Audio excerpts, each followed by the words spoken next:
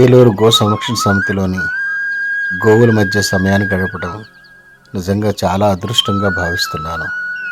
ఆ పవిత్రమైన గోవులు చూస్తూ ఉంటే మనసు ఎంతో ప్రశాంతంగా అనిపిస్తుంది.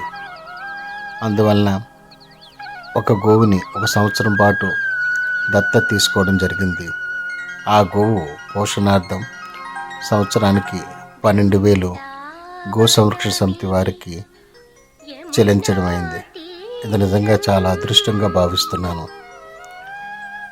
గో పూజ చేయటం కానీ, గోవులకు ఆహారం సమర్పించడం కానీ నిజంగా మనం ఎంతో పుణ్యం చేసుకోవటం వల్ల కలిగే అదృష్టాలు. యమునా తీరం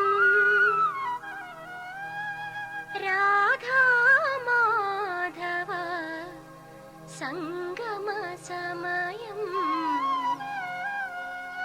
రాధా మాధవ సంగమ సమయం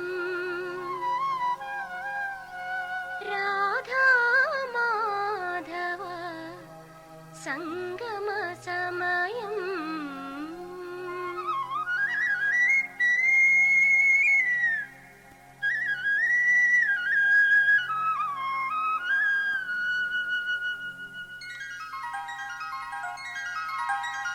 Thank